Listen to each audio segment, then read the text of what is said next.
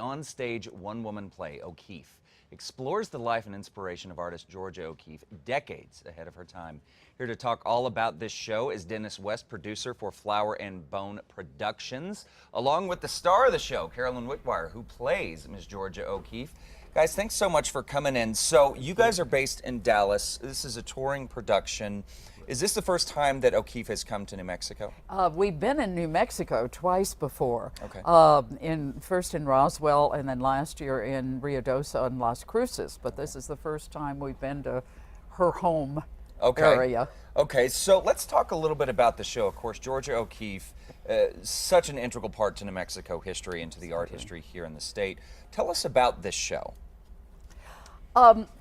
This show takes Georgia as she comes back from the dead to answer certain questions in her life. And during the course of the show, she talks to the audience, interacts with the audience, and relives certain pivotal events in her life. Okay.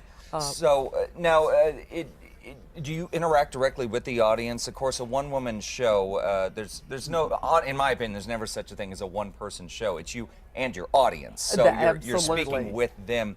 Do they interact with you in the show? Only in one scene. One scene? There's one scene where we get audience response. Okay. But I talk to the audience a lot. So Dennis, you're a producer on this show. Now you guys tour this around. Is Albuquerque's not the only stop you're making with this go around of O'Keeffe? No, this trip is Albuquerque, and then next week we're in Santa Fe, and then the week after that we're in Taos. Okay, fantastic. So a few opportunities to check the show out, regardless of where you are in the state. So tell us a little bit about how Alfred Stieglitz plays into this. Of course, they had a very tumultuous relationship.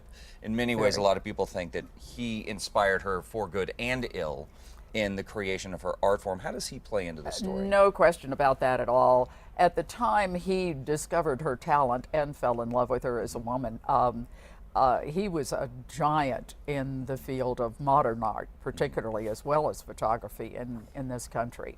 And he was largely responsible for her being brought to the attention of the art world and the public as early as she was. However, he was a very dominating, very controlling man, and she had to really struggle to maintain her independence and the way she wanted to paint. He was perfectly happy for her to continue on with the giant flower paintings, which were selling very well, and really wanted her to go on a more commercial path. And she wanted something else. Now, was that kind of what brought her to New Mexico?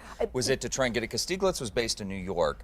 Did she come out west to kind of find her voice, and then she finds it in Ghost Ranch and ABQ? To help find her voice, and also as a person, she was spending a lot of time with his family, his huge family at Lake George in New York. She felt oppressed by that. She felt she didn't like the lush green landscape there. She felt claustrophobic in New York City.